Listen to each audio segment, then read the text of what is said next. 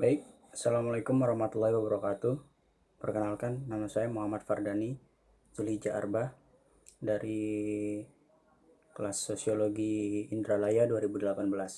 Di sini saya akan mereview tugas atau jurnal yang sudah saya baca. Social mapping. Social mapping adalah proses penggambaran masyarakat yang sistematis serta melibatkan pengumpulan data dan informasi mengenai masyarakat, termasuk di dalamnya terdapat profil dan masalah sosial yang ada pada masyarakat tersebut. Berikut adalah hal-hal penting yang harus kita lakukan apabila kita berkunjung ke suatu desa. Yang pertama adalah memperkenalkan diri kepada aparat desa, menjelaskan tujuan, bicara tentang strategi dan komunikasi untuk mobilisasi, meminta izin kepada desa untuk bertemu dengan perwakilan desa, mengatur pertemuan dengan perwakilan masyarakat dan perwakilan yang diundang oleh organisasi, dan yang terakhir adalah mencatat pertanyaan dan tanggapan dari masyarakat desa dan mengucapkan terima kasih atas waktu dan partisipasi mereka.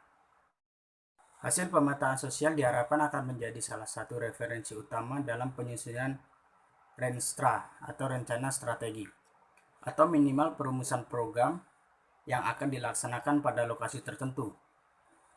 Oleh sebab itu, social mapping harus memberikan gambaran yang menyeluruh dari lokasi yang akan dipetakan.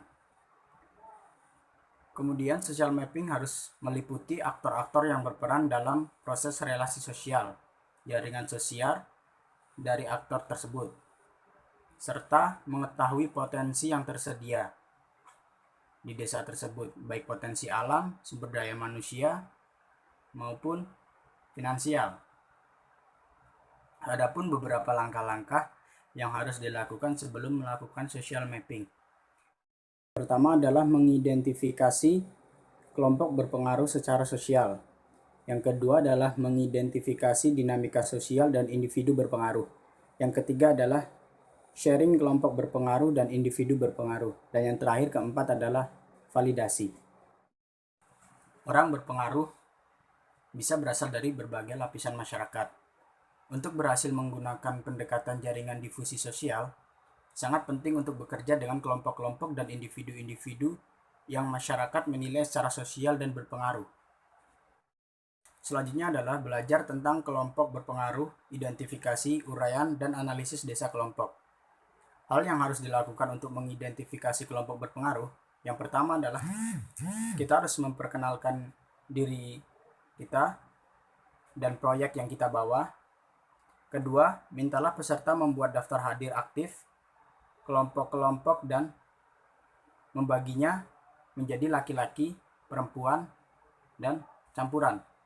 Yang ketiga adalah menjelaskan pada kelompok yang ada bahwa Anda akan menggunakan grid untuk menggambarkan dan membandingkan kelompok terdaftar.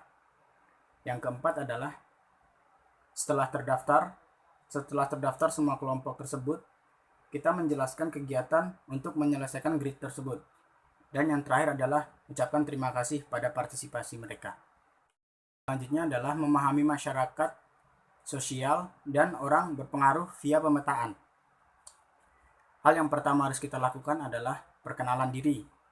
Yang kedua adalah membagi kelompok menjadi dua bagian kelompok berdasarkan jenis kelamin, laki-laki dengan laki-laki, perempuan dan perempuan, untuk menggambarkan peta menggunakan materi yang disediakan dengan durasi 10-15 menit.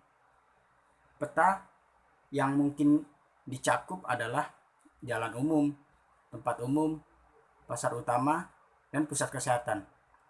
Yang ketiga adalah menyelesaikan peta.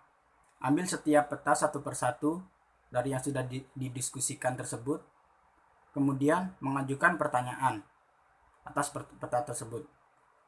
Dan yang keempat, terakhir adalah meminta tanggapan dari setiap partisipan. Dan video dari saya, apabila ada tutur kata yang tidak berkenan, saya mohon maaf sebesar-besarnya. Wabillahi taufiq wal hidayah. Wassalamualaikum warahmatullahi wabarakatuh.